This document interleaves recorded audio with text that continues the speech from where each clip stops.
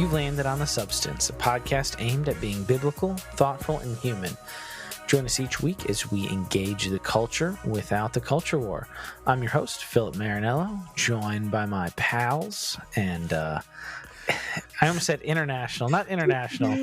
We're just no longer in the same state. Our not just my pals, I guess, and my co-hosts, Trevor Aiken. Internet pals. Hey, how's everybody going?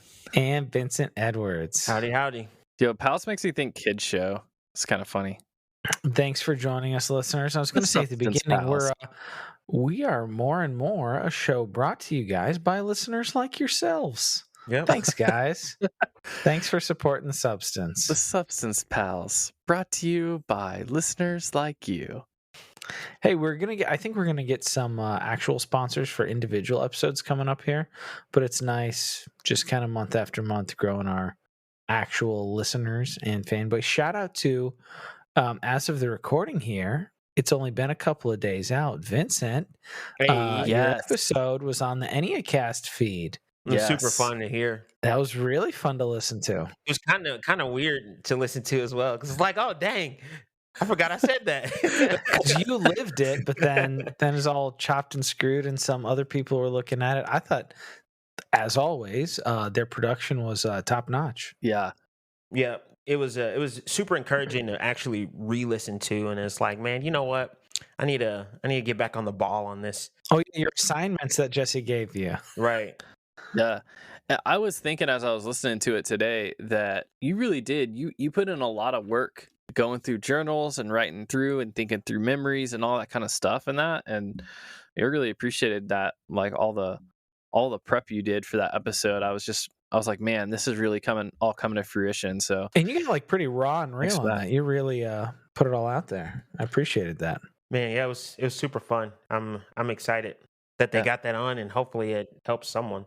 So shout out to all the listeners. If you're coming to us fresh from hearing about The Substance on the Enneacast, welcome. Yeah, welcome. I saw that yesterday, several episodes, the downloads and listens spiked just yesterday alone. So I imagine that's at least an initial nice little bump from the Enneacast folks. If you guys like us and stick around, and however you came here, The Substance, we are a variety show. We do long form, short form, movies, books, things like that. And today we have one of our long form shows where we're going to be reflecting on the very, very popular and many times shouted out on this very podcast by hosts and many guests is the Christianity Today and Mike Cosper's Rise and Fall of Mars Hill. Yeah, I think that it's just hit such a nerve, and it's rung so true. The reporting is real. A lot of people heard about Mark Driscoll and Mars Hill and the church out there in Seattle and the ministry and the church planning seminars and Acts 29. Like, I think it really does speak to how much impact in the culture all of that had. Mm-hmm. But I think it just also speaks to some broader things that people are seeing and relating to. And I think that's a lot of the reason why. And it's also reported so well. Mike Cosper did such a good job. It's reported very well. So it's awesome to see it getting the attention it deserves. And I know we've been thinking about it, talking about it behind the scenes, reflecting on it. And so we thought we might bring some of that to you guys as well. Yeah. For a little while, I think it had reached up to number 4 on the US Apple podcast charts. Wow. It's only got 9 proper episodes, and it's already got 7,400 ratings. So that's incredible as a podcast runner. Yeah. That's awesome. I mean, and Christianity Today has a number of podcasts that are all pretty quality work. I've shouted out Living and Affected by them before. And so that's the other thing that's really amazing about it, is because Christianity Today is not like this big heavy hitter in the podcast industry that is always putting out, it's not like NPR or Serial is now owned by the New York Times, or like any of these, big name podcasts. The Ringer, any of those outlets. Yeah, Wondery, or any of these other ones too that like are big networks. It's just they're Christian. Obviously, they're big in the Christian world as a magazine, but it's really cool to see this story getting the attention that it really deserves to get. I think. Yeah. For people who are unaware I mean, if people are coming to this and they're like, Mars Hill, that thing in the Bible, right, in Acts 17, or you know what I mean, like, or like whatever it is, Mars Hill. We need to bring our listeners up to speed on what this was, what happened, and kind of just give them the elevator pitch for like what this is about. I mean, the show has obviously the most history. From my personal interactions, I think they started in the early to mid 2000s, started to really kind of pop off nationally and internationally. By the time I saw it, and I imagine by the time most folks saw it, and the show documents this really well, it really was a product of the man, Mark Driscoll. He was a very, how do I put it graciously? Bold, brash, kind of like he positioned himself as like a say it like it is kind of guy. He got the reputation as the cussing pastor, but like I don't believe he really swore from the pulpit much at all. Like he said hell a couple of times, but I mean, people called him the cussing pastor. That was from Blue Like Jazz, and it wasn't because he actually cursed though. Like, I don't know why the author of Blue Like Jazz. Well, his online presence was pretty bananas. But he was he would use language that was rugged without cursing. From the pulpit. Sense. Yeah. Yeah. But I mean, so basically, trying to nutshell it before we get into it. Yeah. Very charismatic guy, very huge ministry. Spiritually immature when he got his platform. And as his platform grew, he and the folks that were around him kind of almost even kind of cordoned him off from accountability and spiritual growth, just because it's like the platform is good because we're doing good things here locally and around the world. Like, ministry is getting done. He is the driving force. Protect him, insulate him. No consequences, no accountability for him. And I mean, it imploded. And the very sad punchline, which is, I think Mike Cosper's mentioned a number of times, one of the things that really spurred him on to do this kind of show as an investigation of this entity and kind of an unfortunate phenomena in evangelical circles is that when it was clear that Mark Driscoll had disqualified himself and his elders were taking him out and he had to like leave the ministry, that's like, this ministry needs to end. Like, we can't go on anymore because it was so wrapped up in him. So that's kind of the... And at the height of the ministry, too, you have the Acts 29 network that he helped found, church planted, multi-site campus ministry around the world, tens of thousands of people. Like his sermon was piped into church buildings as the main sermon all across Seattle. And even I think outside of Washington State as well. So this ministry was huge. And when he ended up resigning, which we'll get into some of the ins and outs, but he resigned to avoid an investigation. In his words, he would say that he resigned to basically because he thought somebody was going to stab him in the back in the process of of the investigation. That was insane. Like, that made me so furious. It's a crazy claim, but like, he resigned, and then within the next few weeks and days, it became clear that like this whole ministry structure, this is untenable, like ceases to exist. Yeah. And so they've had several episodes, like Philip said, there's been 9 episodes, and just reflecting on different aspects of this and a lot of people's testimonies and things like that. And one of the things I wanted to say early on, and I'll let you guys comment on this so I won't go long, but like, I think it's easy to think about a ministry at that scale and to think about like his brashness and things like that and otherize it and say like, oh, well, you know, my little church is not this ministry. Or even if you have a big church ministry, it's like, well, we have a big church ministry, but you know, we're not crazy brash and like trying to be cutting edge like Mark Driscoll and all these folks. And so we're not that. But honestly, I think the reason why, like we said, that the podcast is resonating so much is because there is so much of the way he approached things and that kind of punk rock Christianity and the fundamentalist theology, the Reformed theology, the the complementarian theology. There's a lot of theology and ways and elder-led, churches and a lot of ways that they approached ministry that when we heard him, we accepted him because his as a theology was voice good. to teach us because there was so much alignment. And I Mhm. think that alignment still matters, especially in light of what happened actually. Yep. Yeah, because like you said, if you section off Mars Hill as like something other than what I'm dealing with or my church or whatever, it needs to reshape. This podcast can help reshape how power is executed. And a lot of what Kyle Strobel talked about in our episode with him, just about like these, it's not just a mega church issue, Mm-hmm. and it doesn't need to be at that scale for individuals who have a platform, who have power over people, and the improper character to carry that power out in wisdom. It's almost unanimous that people are going to get abused to some degree. So even if it's not Mars Hill degree, it brings the magnifying glass down and saying these are things that are not really uncommon to the church, uncommon to individuals who have platforms. It's not as uncommon. It happened at a large scale, and it has a lot of layered things that really dig deep into how this came out in Mars Hill, but it's really not that distant and far from even your little church up the corner. That's right. Yeah. I mentioned briefly that I was into it. I can talk a little bit about some of my experience with Driscoll and the Mars Hill materials and the whole stuff. Trevor, I feel like I remember you were into it. You were definitely not as into it as I was in high school, right? Yeah, I mean, I would watch some of his, because what he would do sermon series.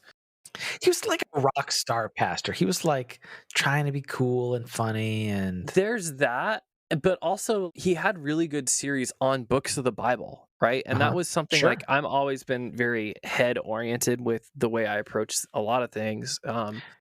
And they would do that as an intentional feature of their ministry. They would have like Acts and then subtitle, or I Genesis and thought that subtitle. that's so almost like nefarious, like that episode where they were talking because Mark had all these crazy ideas, and they're like, "Hey, we want to make this as palatable and desirable and accessible for like the TGC audience and like the thoughtful people who are looking maybe for like just call it the book of the like call it Mark, call it Luke, call it Acts," Yeah. and then he I don't know put if it on was the vestige necessarily of like nefarious, even. respectability. Not nefarious, that's too strong. Because But like it's marketing. It was marketing. It was good. It turned out to be really good SEO. It was good branding. But here's the thing, like marketing in and of itself is not bad. No, Like no. every pastor markets. Very pro marketing. Like if you preach a sermon, you are involved in some sort of marketing. And if you're not, you're doing it wrong, because you have to think about, how is this connecting to the people in front of me in particular, right? You have to know your audience, and you have to know the points that needs to connect. And like the fundamental things that make marketing successful is all about making a lesson or an idea stick, right? It's about inception. Yeah. It's about getting things boiled down to the core level so that this idea will take root in this person's life and change them. And that's actually a good thing if the idea is rooted in the authority of God. True. But there's a subtle shift that happens when it becomes like when God's vision gets replaced with, the pastor's vision. For sure. Yeah. So I was just trying to find out like personal, like, so what did you think of the materials and the man and his books and stuff? What was your initial feelings and impressions? So I thought like he had good Reformed stuff. It was obviously like that punk rock side. I liked like the different approach. It was kind of edgier. Not your daddy's pastor. Yeah, it didn't seem like it didn't have like a lot of that cultural baggage of a lot of Christianity, and so he was willing to say things in a clear way, or to like speak out on cultural Christian things that were, that did seem to be in alignment with Scripture. And honestly, like, once again, this is ways that I look at the substance sometimes and think about how much of this whole thing that influenced them influenced me and influenced this show and like the way that we approach things. And but anyway, I think one of the main things that also allowed me to listen to, because he was a young guy with a big platform and very brash, and so you could see the immaturity and you knew it was Definitely. there. But the thing that made you discount it at some level was all of the theology into the structure, because you're like, okay, yeah, he's immature, but he shares this good theology, so he's got to be solid, and he has also got these elders around him. He's also palate with Johnny Pipes, you know. We get the He's aligned with John TGC, Piper. like So when like, he got in for a couple of years and was with like DeYoung and Piper, Endeavor, and all those guys. so You're it's like, like, okay, he's getting good guys around him, and you're thinking, oh, he's getting good guys around them to listen to them, to have accountability, to have mentors, to kind of rein it in. Whereas really, even J-Mac a little bit. Well, I don't know that J-Mac was ever like. I think J-Mac was pretty anti-Driscoll. He was a little bit more from like in that whole period, and I think guess that's kind of true. and I think J-Mac kind of has a big enough platform to be able to do his own thing, right? He's never really he very much does. Totally got in, but even does. with like the TGC folks and things like that, like he's never really kind of crossed. It doesn't seem like he crosses over very, very much in those circles. Like, he's kind of got his own. He's the king of his own little. Yeah, he does. He kind of has his own kingdom in a way, which is kind of funny. It's kind of there's parallels. But yeah, it turned out that what we thought was what looked like from the outside, all this reassuring accountability and mentorship was really just almost like platform sharing in a way. Like that, yeah, you start to look at it and it's like, here's this young guy, this rising star, and like in some sense, not to be crass, but almost transactional. No, it was very mercenary the way he went after that. But not just the way he went after it, but the way he was pursued. And the way, because he was a rising hot guy. Vince, before we get too into this, was Driscoll on your radar back in the day? I know you're a few years younger than us. Were you ever into him? No, not in his height. I came to find out about him after Mars Hill had already stopped. There was that was like 2014 when all that imploded. Yeah, and I didn't do too much with Reformed theology until about 2016, late 2016, 2017. Okay. I do remember seeing a video from him a while ago explaining Calvinism. And I understood the whole brashness, because I think Mike Cosper even referenced that with like guys with daddy issues and stuff like that. And I was like, I was really getting deep into the study of Reformation and all of that stuff. So I was like, I don't know if that's pretty accurate, but who is this guy? And so that kind of started to turn me on to like who Mark Driscoll was. But I never really got deep into the content of Mars Hill actually until this podcast. I owned and read many of his books, and I listened to a lot of. He had the Vintage Church, Vintage Jesus, right? Yeah. And the Radical Reformation. Hold on, what did he have? I'd never read his marriage book, Doctrine. I had that. I don't think I actually read it. Yeah. But, the Confessions of the Reformation Reverend. So yeah, like, and throughout all that stuff, I remember in a number of his books where he was like kind of opening up himself and even kind of going like, yeah, I know, like I have some rough edges. I get it. But like, here's what I believe. Here's the goal. Here's the mission. Here's what we want to do. We want to bring people to Jesus. We want to like revitalize these communities who are tired of the old, ineffective way of doing church. Let's do this. And that's a good sales pitch for our generation. Yeah. Trusting the character of the man, that's not a bad sales pitch. Like, that's what a lot of churches are. It's important to believe the right things. It's important to be sharing the gospel of Jesus Christ with others. And like, there's a lot of bad baggage with the church that like we need to every now and then try to like maybe find new ways to do things. Right. So, I mean, the essentials of the sales pitch were solid. It's just the man wasn't ready.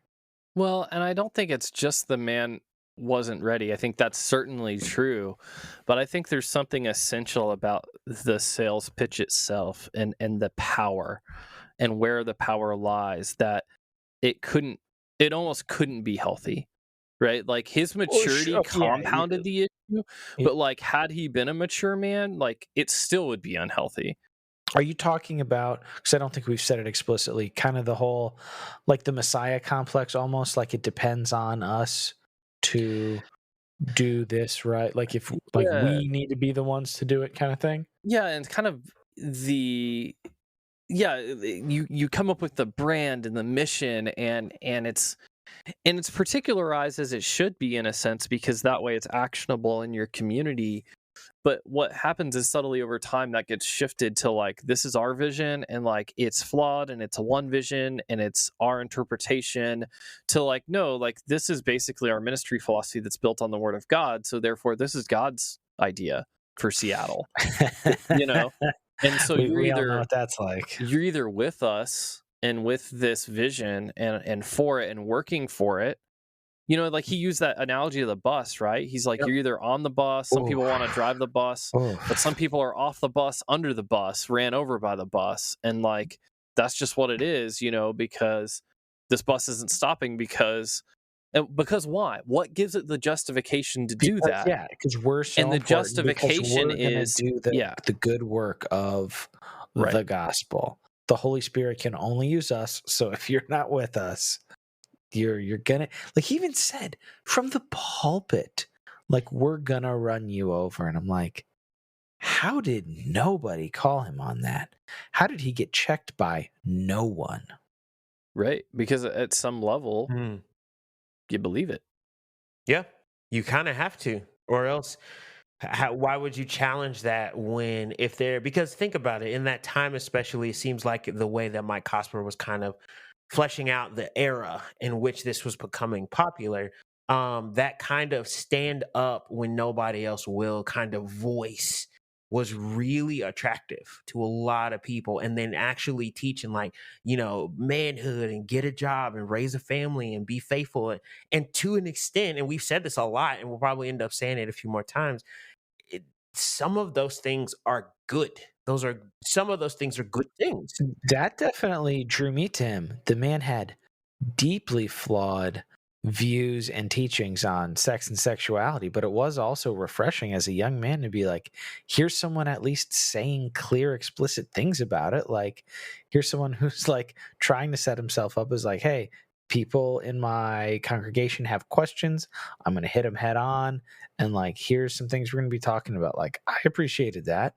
I came from a place with great theology, but like nobody's like, and we did Song of Solomon once at our church, but it wasn't like, here's like wrote a book on biblical theology of sexuality. Like, we never got that. Well, and I remember too, I know that there was a book written around sexuality from a good place by somebody I know, and there was endorsements of that book and like publishers of that book that he ceased having access to because of Mark Driscoll's ethos with his teaching on sexuality at that time, and like the public forces that were like very anti that.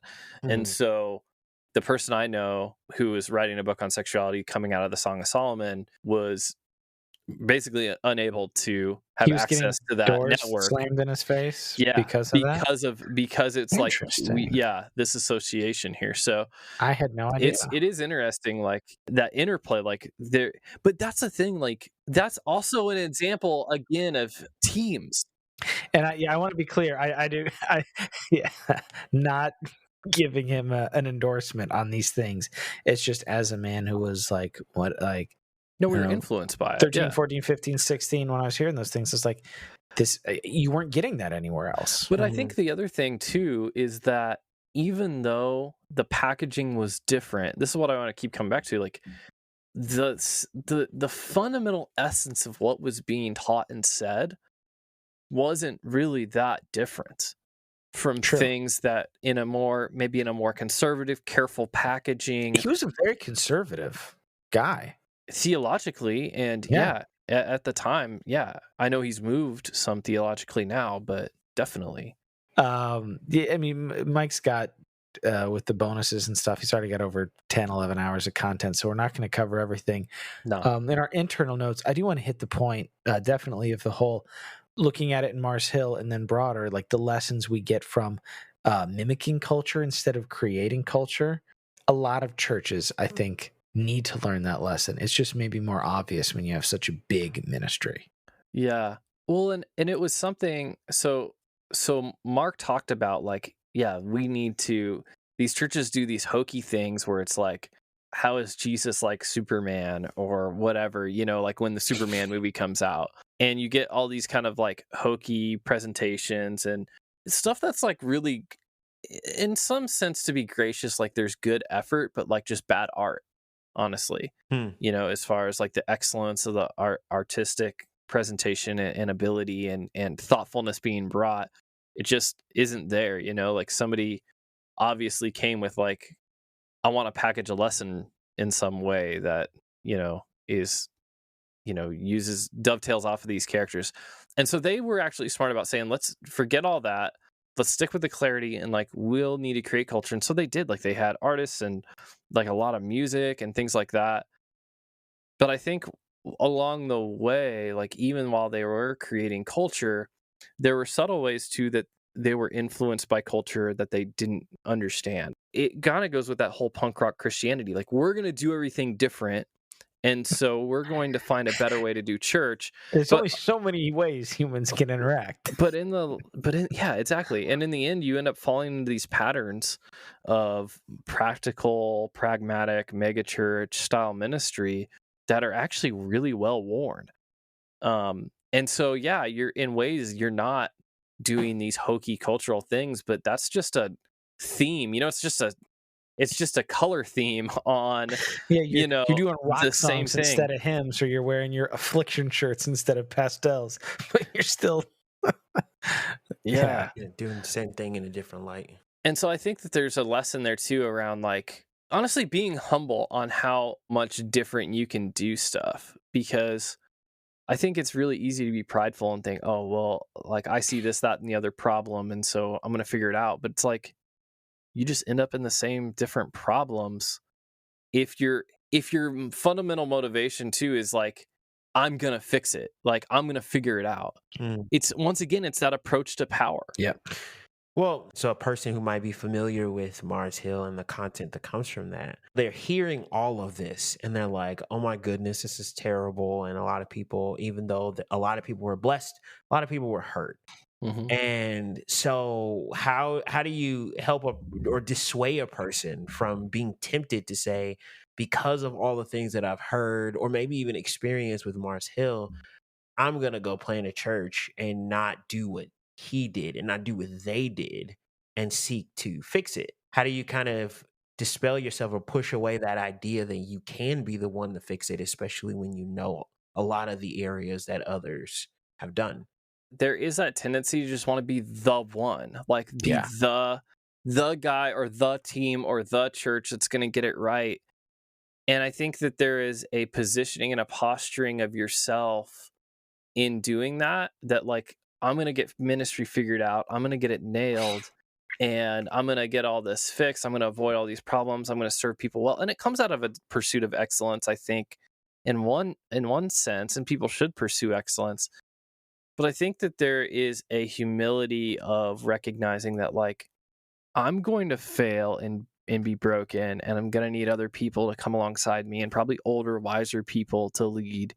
And I'm going to need to share authority. It's not going to be all about me. And I mean, even Mark, the thing is, I'm saying this, even Mark recognized a ton of that stuff and publicly said that. Those clips where they played him back to back on the episode where he goes, an unhealthy church is built around a guy who doesn't listen to any of his elders, who does all these things, da-da-da-da-da. Yeah. And then a few years later, he's like... He's doing it. He's firing his assistant for saying, hey, you should get some accountability. Right. And saying she was... He didn't even fire. He said she was guilty of heresy. Correct. Like, yeah, the man was on a trip. Jaw-dropping. The man was on a power trip. Yeah, exactly. So like, so humility. So humility and yeah, being willing to not have the reins in a sense. And what that's going to mean, here's the thing is what it's going to feel like like you're not going to be able to do ministry. It's going to feel like you can't do ministry efficiently and effectively. you're gonna have plans that you want to do that other people are gonna want to do different, and it's not gonna go as well. Like, you're not gonna be able to build a brand. Like, you're not gonna be able to build this streamlined because thing. it's not a freaking business. Like, and that people, it's very fashionable to dog on Piper, but I always appreciated the series and the book and the whole, like, brothers were not professionals. It's not about building a company or building a brand. Like, a lot of evangelical churches are run like corporations where the head pastor is the CEO, he sets the vision, and like the elders or the pastors are kind of his like his chairman board, and then like they just they run it, like they do their quarterly profits. So like, what has worked? Like, let's keep doing these things, and it's calculated, and it's understandable in a way. I don't want to be ingracious, but that's not the way of the Lamb. That's not pursuing the gospel. Yeah, and it's not that there's not things that you can calculate and think about doing better and things like that, but it's ultimately about, I think that what Kyle said on our episode before, like, power in weakness, that like we think that the Lord is calling us into our strengths, right? Like, we think it's like, okay, who's the strongest at getting the crowd engaged in the sermon? Well, Mark's doing a really good job because he's basically a stand-up comic and people like to be entertained, which is maybe the quiet part. Like, that's the part that isn't said out loud. It's like, really, you're here getting this clout because you're entertaining, and not necessarily because you're building up spiritual maturity through the ministry of the word. Yeah, he thought that let's put the strongest person up there, and that's how he ends up justifying all that stuff. Well, no. Like, sometimes it's good to have a weak speaker up there and to have somebody, like I was just talking to Vince before the episode, like, to have somebody come up and just bomb a sermon is actually could be a sign of strength in a church, right? For somebody to come up and give a message that's like really hard to pay attention to because it's all over the place. We don't think of that as glorious. We think, oh, well, it has to be gifted. We turn it all into this. Or we go to the elders afterwards and be like, hey, you need to put him on the bench. If somebody can get better, we should be coming alongside and giving feedback and that kind of stuff. I'm not saying we should just celebrate it in a way that creates stagnation, but Jesus' strength is perfected in our weakness, is what Paul says, and the question is whether we believe that at some level. Vince, do you have any thoughts on like the accountability structure? That's one where it seems obvious, having people around you who are older, who are wiser, who understand what's going on and able to put those kind of checks and balances on leadership. And then obviously, go listen to our manipulative sermon tactics episode, where a lot of those things, if they were avoided or at least aware of, and then have the proper individuals with you to bring light to those things, then I think that's healthy accountability, because you're going to get people who are pushing back. You're going to get people who are challenging you. You're going to get people who are helping you grow as you help grow other individuals. A lot of that seemed to be missing. And like you said, Phil, it didn't seem that Mark was unaware of his need or the need in a church sense for that. But it was more just like, well, the brand is built and I'm leading the charge. So this is just how we're going to do it. And if you want to protect that power and that influence and that platform that I have, speaking as Mark Driscoll, and this is, like you said, this is the way I'm driving the bus, then you either get on or you get off and possibly get ran over. And so it's almost to a point where I could see others feeling like they're in a bind, because it's just like how I see the fruit, I see the good things that are happening on the ground, but I also see, a leader who I don't necessarily like. I know he's driving the bus, but I don't necessarily trust the driver. But how do you reconcile that? You know what I mean? When you think good things are being done and that good kind of outweighs the bad, then if a lack of accountability is the accountability that our brand leader needs, then let them have it, because that protects the brand and it lets the ministry continue. And I forget which episode it was. At a certain point, that was a feature. Yeah. When he pushed real hard to have the bylaws changed, and like was really pressuring like the lawyers and the elders to be like, hey guys, I'm rewriting the bylaws. Everybody just give this a rubber stamp yes. Like after that was changed, he effectively made accountability impossible. Yeah. So there's this interesting moment before that happened too. And I think it leads to the formalization of the loss of accountability. Yes. But I think that this, in theory, the whole idea, like if we went back to 2003 and they could hear this conversation, they wouldn't understand what in the world we were talking about, because they would be like, we have accountability. Like it's one elder, one vote. Like Mark's just one of several guys. And I think there's a lot of pastors that maybe are listening to, not pastors, but like people in churches who are listening to the Mars Hill and like, well, man, that's rough for them, but we're not that. And they would say that at one point. And I think that there's this moment that really resonates where they were basically confronted by this other ministry on some of the stuff that Mark was saying, both from the pulpit and from his Twitter account and from all this stuff, where it's like, yo, you're saying things that you're saying like women are fluffy bunnies or something like that. You're making this equation with these like, just rough analogies that might be funny in the moment, but are hurtful. He said some rough stuff about women. Yeah. And it's like, this isn't the way of Jesus. And you should apologize. And basically, long story short, like they have this long conversation, and it's cool that he came to the table for them to actually listen to that criticism. So that seems healthy.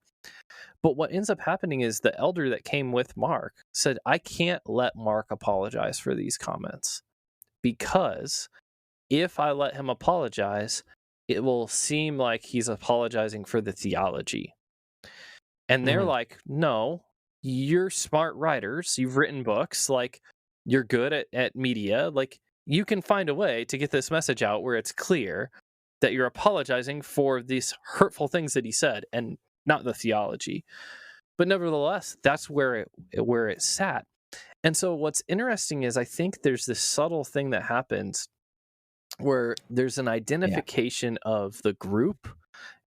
It's not just the man, because they identify themselves with the man so much that they all see themselves as like one, and there's an identification of the group and the theology of the group and the positions of the group together. So Mark and the elders with the theology, like we are the theology. And so if somebody's saying we did wrong, well, all of what we're doing is coming from the theology, right? Because that's our aim. How that's familiar our goal. does that sound, guys? Our aim and our goal is to do that. And so if you have questions for us, if you have questions about us, if you have objections, at some level, that it feels like you don't trust the direction of the theology or the explanation of the theology and that kind of stuff. And because of that, because it always then they tie it back into theology, then there can't be this accountability. There can't be this apology. There can't be this, because it's all about the theology. Because we're right. But here's we're the defending thing. like God's honor. But here's the annoying thing on the flip side of the coin. Then it gets really frustrating, because we see people look at, like, for example, abuses in the church, whether it's sexual abuse or, the way women are treated and things like that we see. We've heard a lot about in the last couple of years from the church. And we get frustrated because it's like, well, but that doesn't mean complementarian theology is wrong, right? And shut up about that. It doesn't matter. That's not. And it doesn't. But I think that's important, like, because you do see, but even here on the substance, right? Let's take complementarianism, put it to the side. How about inerrancy, right? People come on the show and they're like, well, I saw this abuse of people using the authority of the Word of God, and this abuse, and this abuse, and this abuse, and so I don't believe in inerrancy anymore. Yeah, and we get frustrated because it's like, whoa, don't identify the theology that is good with these people. But the problem is they learn to do that from these people. Well, yeah, the slaveholder analogy is perfect. When modern folks interact with the slaveholder theology, they're like, well, in the Bible, I'm taking these things out of context, but I'm saying that, like, the Bible doesn't say slavery is bad. We all believe the Bible. Your move, like, in letting that go unchallenged, and then you're like, well, I mean, maybe we can't fully trust the Bible then. Like, no. And No. I see that structure like you're saying it, Trevor, because if you create, even though that's not what's supposed to happen, Mm-hmm. like God's word can be true and men can be liars, right? But if you build the structure saying what we say is what God is saying, Mm-hmm. even if we're saying it wrong, then it does make sense why people would jump to that conclusion that it's like you guys have equated your words with the word and authority of God. And so when we come to find out that you're wrong in what you said, it seems to be a stain on the words you said you represented and said that you exegeted well and said that you had faithful exposition too. It's like you made that equation in that structure. And so Yeah. it makes it real easy for a person to say, well, the theology is bad because you Yeah. guys equated your structure as theology. Right. So annoying. And the thing is, like, So easily. it's just like the creators of Facebook and like blogs and all this stuff. We're saying, like, man, we created these things and thought it would be forces for good, and we didn't understand the negative side effects that would happen and the evil that would come. And I think what on the flip side, to put it in church terms, you have these teams in churches, whether it's leadership teams coming into an existing church or planning a church, that is like, we want to build this ministry on sound doctrine. We want everything we do to be able to be traced back to a philosophy of ministry that is justified by the scripture, right? If I'm having an event, right, and we've talked about that before with our mentors, right, Philip? If we have an Sure. event that is this crazy, silly, youth game, whatever, we want to know, though, at the end of the day, that event is going on because we have this scriptural warrant to do it, right? Yeah. But the flip side of that drive, the thing that gets mixed in that we're not aware of, is an unhealthy view of power. The unhealthy thing that happens is when we identify it so heavily, then all of our actions become the theology, and we don't have a disconnect between, actually, sometimes we're going to get it wrong. Literally, like, I mean, not to be crummy about it. I know some believers who in a number of ways I do have respect for. They will give lip service to, like, hey, like, if you see something, come confront me, whatever. But pragmatically, when the rubber hits the road, they kind of don't have an actual category in their minds for, like, they can be truly wrong on something.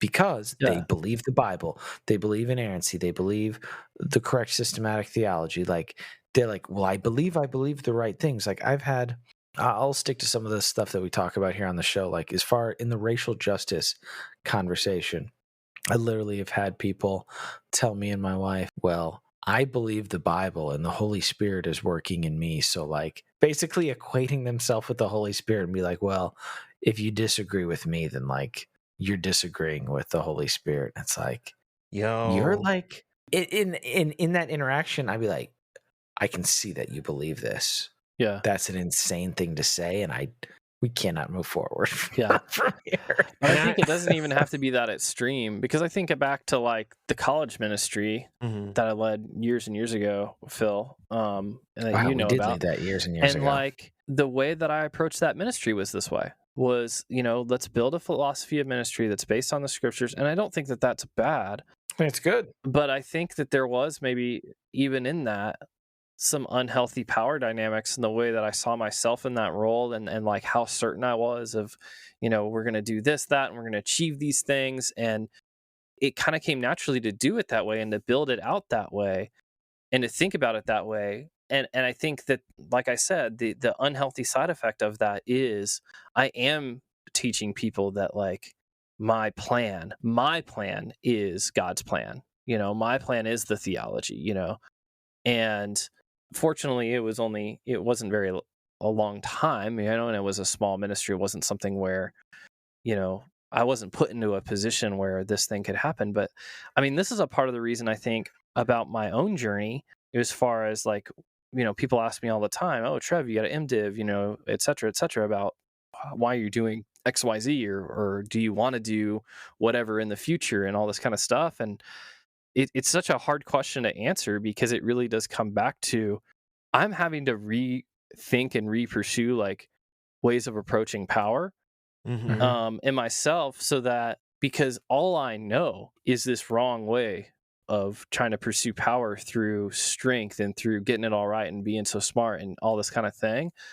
Same. And I think that, like, and what I see is these invitations to do that.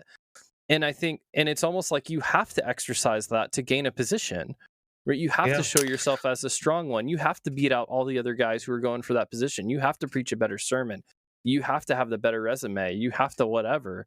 And then when you get there, you got to do better than the last guy and build the better ministry and connect better with the community and all this kind of stuff. And it's like, I just don't feel like faithfulness there's a is lot not of Jesus in that, Yeah. But that's hard to explain to people, when they come and ask it. It's like, how do I get into this without going into the deep end on this kind of stuff? And that's where, when I listen to this Mars Hill stuff, I'm not hearing about that ministry. I'm hearing about me. Sure. Because I'm the punk rock Christian who thinks that I can do it better. Yeah. And don't we all, to some degree? I think it's interesting because that conversation is something I was having just this last Sunday as of the recording. Shout out to Addie and Sam. But we were having that conversation. We were just talking about the future and going back or going to seminary and getting MDiv or whatever, and maybe going into pastor. And they were just like, you either have to have something that is really solid, really biblical, really accountable, or you are going to run the risk of creating a church that, like, almost exactly like what we've been talking about, of one where there is no accountability and your vision becomes God's vision, and your vision and ambition kind of speaks on behalf of God. And so it's just like, of course, if I'm called to do it, then God sanctioned it, so don't worry about it. Let's just move forward, kind of thing. And so that kind of caution really had me thinking, like, man, what it's rethinking power. And it's like, because I want to seek to honor God. I really don't want to fall in these traps, but I am also a human who probably still thinks in the back, if I just get that one sermon that really rocks it and just blows up on social media, or if I go to that one conference and I'm on that pamphlet and they see my picture, it's like, boom, we're ready. Let's go do it. And it's just, especially in these recent conversations and in this podcast, it's like, you have to, almost, if you're thinking of doing anything that's going to give you a position of power to some degree, whatever degree, you really have to rethink and think thoroughly and think prayerfully of what that's going to look like in light of what we know now, especially. Because it's almost like I went to seminary to be a strong minister, but Jesus wants to minister through my weakness. Yeah. Exactly. So if you're considering seminary, it's a fine thing to do, but it's not necessary for ministry. Well, for faithful ministry. It's good. I think it's a good thing to do, but it's also about inspecting your motives, inspecting what you're thinking about gaining there. And like the structure of the institution itself, what type of people do they typically create?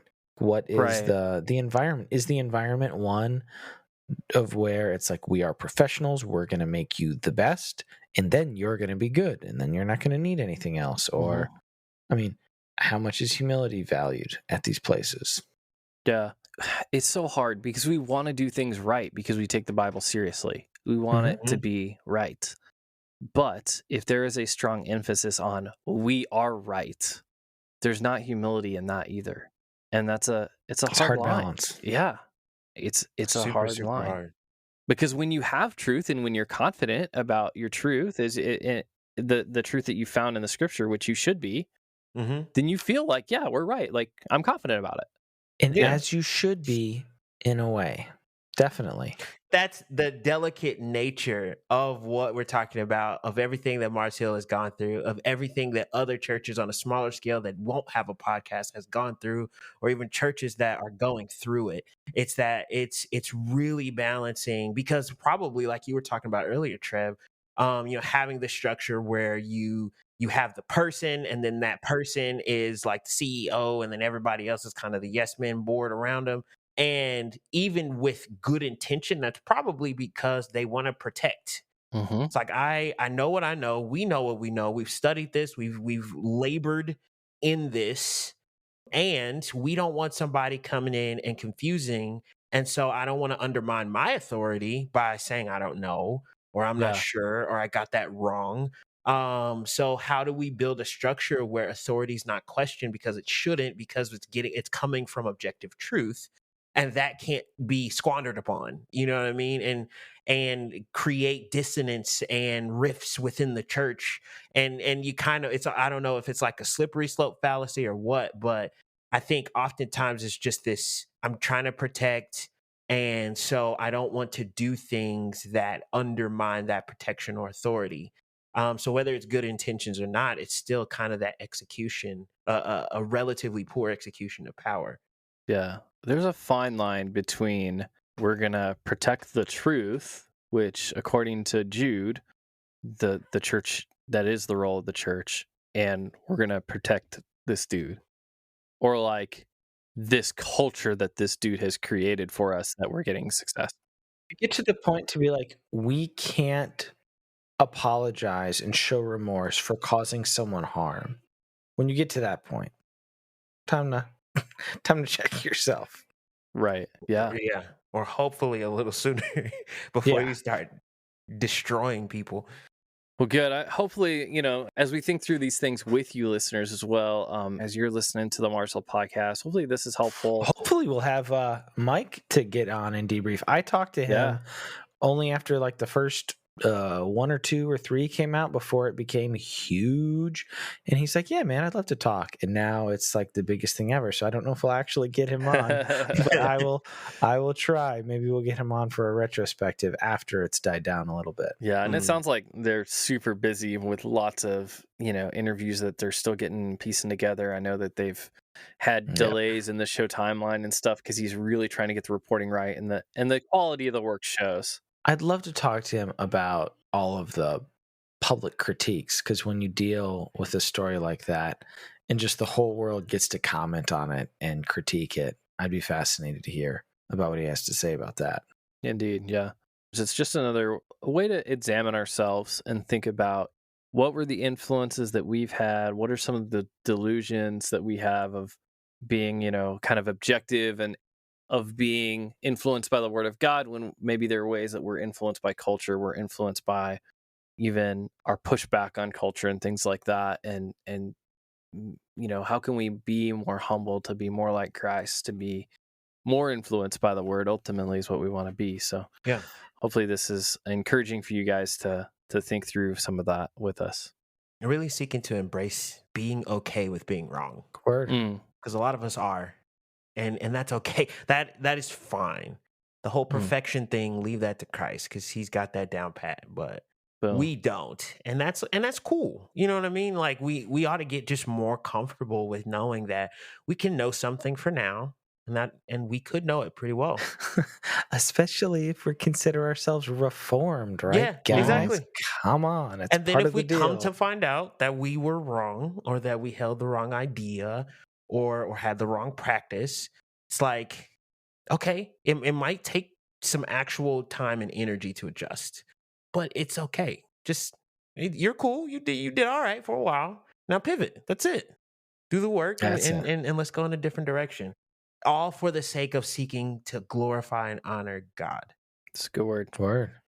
Shout outs, Vince. You want to bless our playlist, or you got a curveball for us today? I'm about to bless the playlist. You know I got to do it. Listen, I want to shout out Yeba Smith. Oh yeah, I still gotta listen. Yeah, her name is Abigail Elizabeth Smith. She is from West Memphis, Arkansas. She actually, so what her page says is she became notable after a SNL performance with Chance the Rapper on in 2016. And then she released a single called Evergreen back in 2017 that got a lot of traction. And then she just released, maybe just a few days ago, as of this recording, her new project, her first debut album called Dawn. And let me tell you, I believe that Vince has got some high praise here. this is, and I did kind of tweak it in the green room talk, but it's the best, I would say, vocal album of this year. Because there's a lot of other genres that are really great in their own section. I was pressing him on. I'm like, "What, man? Come on, J. Cole released this year." Yeah. Off Season and Swoop are both really good, and Kendrick's probably dropping. Yeah, that's what I was going to say. Kendrick's not out yet, so I can't say sweeping across the board. But and here's the reason. And I'll go real quick on this. The reason why I love it so much is I do vocals, I do singing, things like that, and when she's done a lot of things where she's just on an acoustic guitar. It's just her and her voice and a guitar. And her skill of runs and riffs, breathing techniques, and just her ability to understand notes in such a particular way, and in transitions and modulations, it's just like absolutely insane what she can do. So when you hear this album and you hear how she's executing in some of these songs and just how well produced it is, but also her just vocal ability. When you know the technical aspect of it, it's so much more impressive because you know how hard it is to actually do what she's doing. Can't just do that on a whim. You can't even do that in the shower with the really good steam. You know, you just you can't execute it. I can't promise that I'll listen through it from top to bottom because vocal is not my deal, but I'll check that out here. Yeah. So anyway, that's why I shout her out. So her new project, Dawn. But anything that she's done a lot of cool stuff with all kinds of different artists that she's either been featured on or whatever. So if you have time, check out her whole career of music. But if nothing else, especially check out Dawn. It's dope, dude. My shout out for this week, I'm going to dovetail off of a word that Vince used to describe this album by Yeba Smith was masterclass. Yes. Put on a clinic on the vocal range. And one of my favorite podcasts has a series where they also put on a masterclass, and they called it that, Southside Rabbi. I feel like I've talked about this episode. I know I've talked about it to y'all, but I don't know if I've talked about it to y'all, the listeners. So season 2, episode 18 of Southside Rabbi, they did a CRT series masterclass, and they have Nathan Cartagena and Bradley Mason on. Mm-hmm. And so Nathan is a professor at Wheaton, and he actually is a CRT scholar, Christian at Wheaton College. And Bradley Mason, who has just read so many primary sources, his knowledge, scholar. His knowledge of the material is just insane in the philosophical stuff he brings. And they tag team, they go for an hour and 40 minutes, and super good stuff. There's no way you listen to that and not learn a ton, no matter how much of this that you've listened to or read up on. And pretty darn accessible too, I'd say. Absolutely accessible. Like, that's the great thing about Southside Rabbi. Like, they're definitely trying to bring it to where people are at. And so I really do love that podcast. They're putting out great stuff, but I wanted to highlight that episode in particular. If I hadn't had a chance to yet, you do need to listen to it. It's just chock full of really good info. I'd say before you have any further conversation about CRT, it's starting to die down, it feels like, a little bit with the CRT realm. But so finally, thank God. But yeah, I'd say check that out. It's pretty good stuff. I don't have the spreadsheet in front of me. Shout out to listener Haley for keeping track of these for us. But I don't believe we have put that specific episode on blast yet for a shout out. Haley is amazing. I can't, when you showed me that spreadsheet, my jaw hit the floor. I was like, I can't believe there's somebody who cares this much about what we've shouted out that creates this spreadsheet with the links and everything. So you're the real MVP, Haley. Yeah, mad shout out for that. And she definitely will be the MVP when we get our Amazon affiliate program up again and we can link all of our shout outs to Amazon links. Yes. That will be some nice substance support for us. Yeah, 100%. So thank you so much. For my shout out is a little bit of a throwback. Okay. Because I'm like, a lot of the podcasts I've been listening to lately have been movie related. We're getting into spooky season here, and I'm I'm watching a lot of fun stuff. It's not quite as substantive as the fare I usually watch. But so the Killers had a couple of new albums out. Mm-hmm. And I've been a big fan of them off and on. I'm still trying to figure out how I feel about them. But I went back and I re-listened to their 2017 album, Wonderful, Wonderful. It's their fifth studio album, but Wonderful, Wonderful came out in 2017. I think it is the perfect postmodern, metamodern, alt rock album. These are guys who my generation, like I have listened to since they started. This is definitely more mature than some of the stuff they've talking about before. They talk about personal growth, personal difficulties, but it still slaps really hard, talking about marriage and societal like disillusionment and all these things, but it's still an incredible album. Every time I listen to it, and it's a good listen. I don't even think it's a full hour, but if you're a fan, 43 minutes.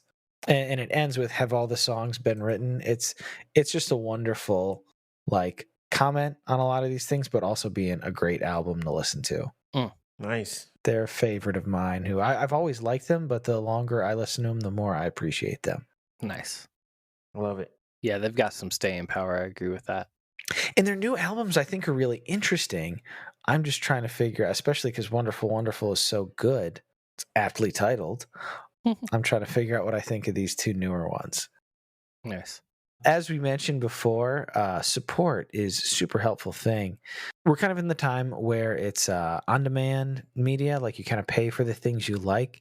And if the substance is something that brings value to you, if you enjoy, if you find it encouraging, edifying, stimulating, we would love to invite you to join us as a monthly supporter. You can find the information to do that in the anchor link in our show notes.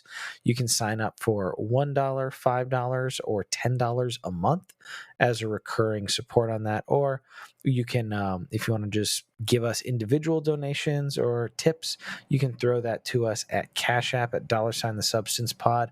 By the time you're listening to this episode, it's probably late mid-October.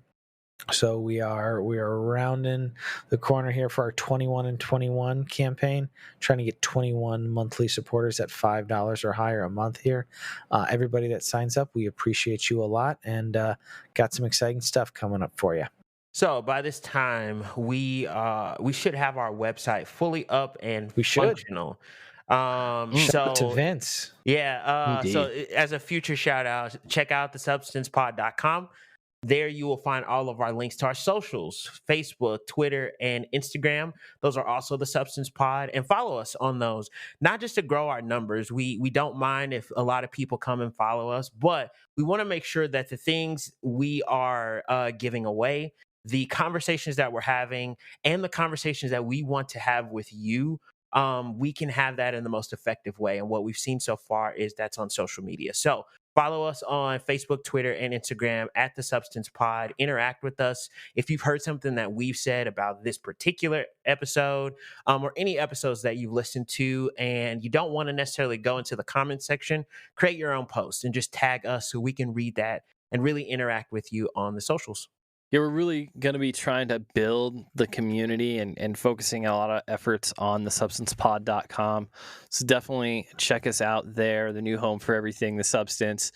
And you'll have a form that you can fill out there to contact us directly. But if you're listening to this and just wanted to send us a quick email, our email address is thesubstancepod@gmail.com. You can send the show hosts an email that way. We can get your feedback, your thoughts. Might get on the show. Sometimes that influences show ideas and topic toss-ups, things like that. The one thing that is kind of more offline than the socials, the website, the email, is our phone line. You can call, leave us a voice note on there, testimonials, feedback, thoughts, reflections. That phone number is 913-703-3883. Give us a call. We'd love to hear from you.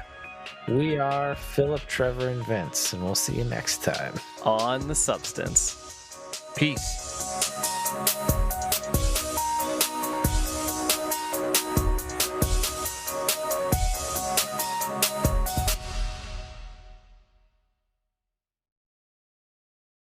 Yeah, and that's the delicacy, or the delicate balance. That The delicacy, That is a tasty delicious caviar. confidence, some yummy confidence. No, that's Just gets that subtle savor. We That- got our B-roll.